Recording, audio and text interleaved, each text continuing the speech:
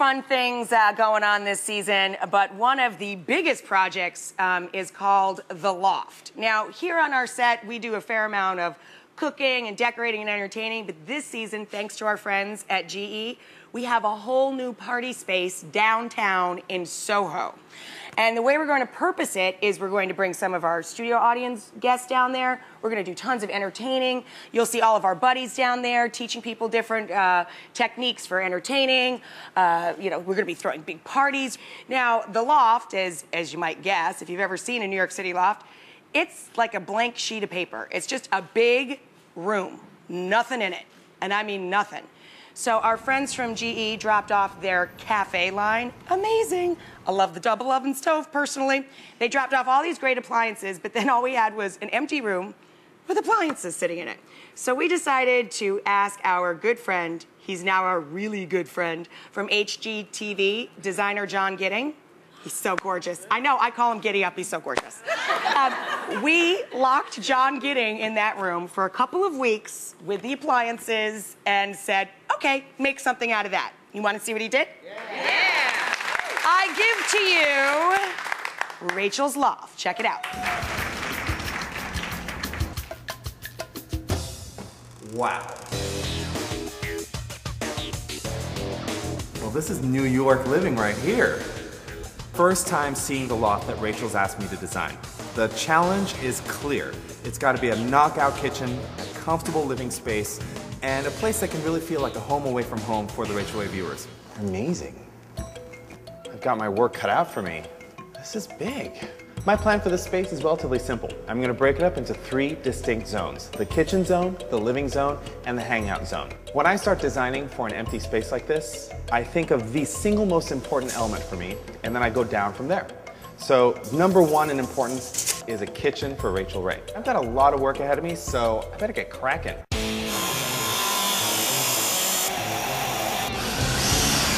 This is the tough part of the construction process. This is the nitty-gritty. It's about sawdust and splinters and putting up plumbing and electricity and gas lines. But once all this is in place, then we can start making the place look good. All right, an 18-wheeler full of cabinets.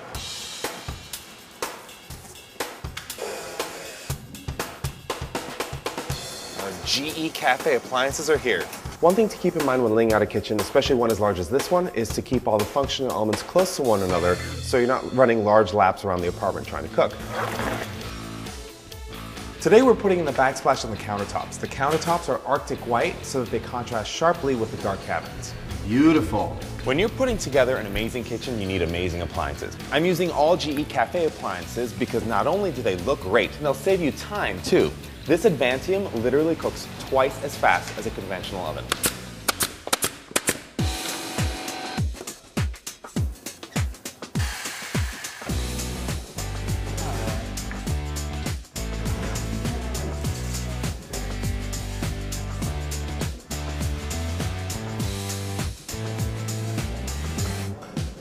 These little nesting coffee tables are a great alternative to standard coffee tables because you can move the modular bits around any way you want, and the tops of them can be used as trays.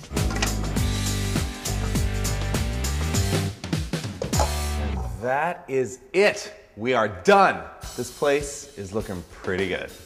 What started out a few weeks ago as a couple sketches on a piece of paper is now a reality. We have put together a full-scale, gorgeous kitchen. We built a coffee bar that is probably the most unique piece of sculpture I've ever built. The living room feels homey even though it's in a huge space. The dining room can seat 8 comfortably and even 10 if you want. And finally there's the reading nook where the 2 window walls meet and turns it into a place where Rachael and her guests can hang out and have a good time. The design came together exactly as I'd envisioned it. It's a bold, beautiful room. I cannot wait for Rachael to see this. Wow. Giddy up. What do you think, Rachael? Oh my God, it's stunning. This is amazing. I am on a cloud 9 level right now because she loved it. Do you like it? Oh my God, it's fabulous. I love it. I'm so pleased. Rachael saw the loft, she fell in love with it exactly as I thought she would. So I'm a happy designer right now.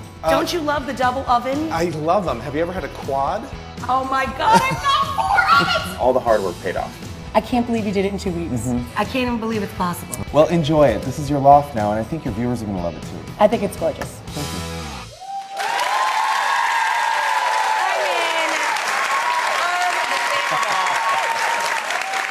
Yeah, just so you know, obviously John Gidding is here with us now in the studio. How's it going? Just so you know, John designed and built everything in there. My favorite piece is that coffee bar piece that you saw. I call it the hive because in person it looks like a beehive. But it has all these hidden racks in it. There's like magazine racks and places you could put a cookbook or a magazine or whatever. Then it's got built-in wine nook on the end there. And then he carved into it for your feet. You know, so you have like a little footstool when you're sitting at the coffee bar. Because there's like stools behind it too, so the whole thing really works, right? It's amazing. I really think you need to make a line out of that because people would buy it. It's so original. Isn't it gorgeous? Look. Yeah? Feeling it? I sold one in the front row already. I have to say, I mean, that kitchen turned out so well. The appliances are glowing in the space. It's like one of the most boldest, modernist places I've ever designed. I have to say, I'm an upstate New Yorker and GE's from Schenectady. So, you know, I've been a big GE fan all my life because they're so important to our community up there. But that cafe line, I'm so angry I didn't design it myself.